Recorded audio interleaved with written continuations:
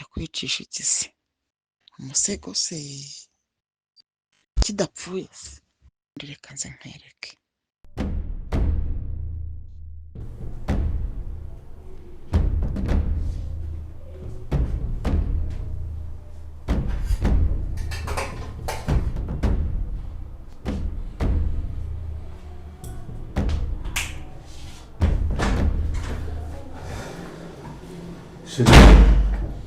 Yesu we.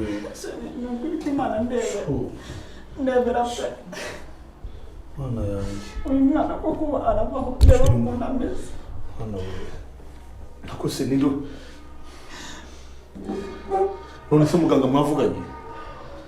Twavuganye. Yesu we. Aso nogongera umwana koko. Nanjye ntabwo Oya ibi bintu bimeze nk'ibyatewe umbwira gute uburyo Shira pole mama ntacyo. Yesu we. Ese nahaguse yakomeretse. Hasi uhageze bakubwiye ngo iki basi muganga. Bambwiye ko ameze nabi. Yesu we. Nanjye ko. Shiri ibi bintu byanga bifite ikintu kibiri inyuma.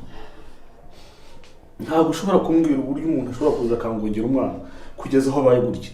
Gusa nanjye numva babaye pe ukunda ameze.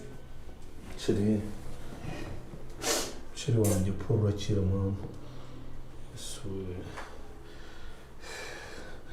Ariko byanga birama ndaza kumenya umuntu wangongera umwana.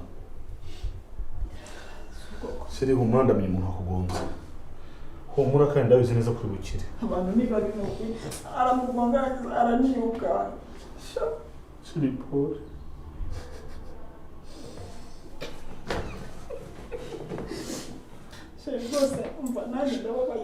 Ariko ndamutse mufashe none nge namugongesha tingatinga.